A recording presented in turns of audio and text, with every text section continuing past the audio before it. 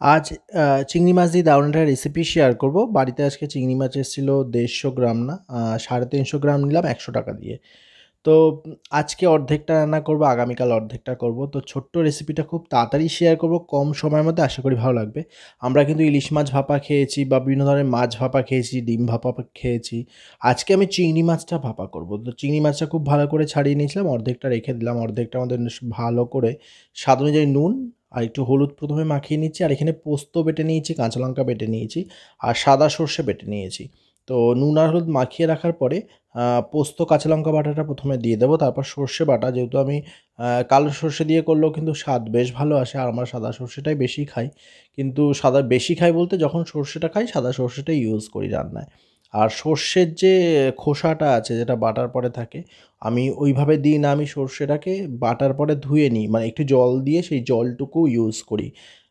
তো যাই হোক, যেহেতু ঘরে মা রয়েছে অসুস্থ, আর আমিও সর্ষে জিনিসটা খুব একটা ভালোবাসলেও একটু বুঝে শুনেই রান্না করি।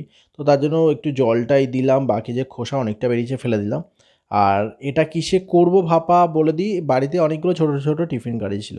এবার যেহেতু ঘরের জিনিসপত্রগুলো একটু এদিক ওদিক করেছি, আমি খুঁজে পাইনি বলে একটা বড় সাইজের টিফিন গাড়ি, মানে ছোটো টিফিন অনেকগুলো ছিল, খুঁজে পাইনি বলে একটা বড় সাইজের টিফিন গাড়ি নিয়ে নিয়েছি খুব ভালো করে ধুয়ে। ওটার মধ্যে প্রথমে একটু তেল দিয়ে দিলাম, দিয়ে যে চিংড়ি মাছগুলো মাখিয়ে রেখেছিলাম সমস্ত মশলা দিয়ে সেটা দিয়ে দিচ্ছি। দিয়ে ওপর থেকে আরেকটু সর্ষের তেল দিয়ে বা দুটো কাঁচা লঙ্কা চিড়ে রেখেছি দিয়ে দেবো, দিয়ে ঢাকনাটা চাপা দিয়ে যেভাবে ভাপে বসাই, কড়াইতে জল নেব, একটা স্ট্যান্ড বসিয়ে দিচ্ছি, তারপর এটা বসিয়ে দেবো। তো এইভাবে আজকে আমি ভাপেটা করলাম গরম ভাতের সাথে, কিন্তু অসাধারণ। সর্ষে বাটা পোস্ত বাটা যদি থাকে আর সাথে রয়েছে চিংড়ি মাছ বা ইলিশ মাছ, মানে চিংড়ি মাছ বা ইলিশ মাছ এমনই মাছ যেগুলো স্বাদে গন্ধে অতুলনীয়, যে কোনোভাবেই রান্না করা যাক না কেন দারুণ লাগে খেতে। তো ভাপে এটা বসিয়ে দিলাম, মোটামুটি 15 থেকে 20 মিনিটের মতন লেগেছিল মিডিয়াম ফ্লেমে, খুব একটা সময় লাগেনি। আ তারপর আমি নামিয়ে নেব। তো যাই হোক, এটা হয়ে গেছে। এটা সাঁড়াশি চাপা দিয়েছিলাম। অনেক সময় কী হয়, যেহেতু জল দিয়েছি, আ যখন ফুটে ওঠে জলটা, নড়ে চড়ে গিয়ে যাতে টিফিন কারি উল্টে না যায়। উল্টানোর সম্ভাবনা ছিল না, যদিও বা অনেক বড় বক্স টিফিন বক্সটা।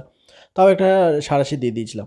ঠান্ডা করার পরে যখন খেতে বসবো ঠিক তার আগে এটা খুলছি, খুলে আপনাদেরকে দেখাই যে কেমন হয়েছে।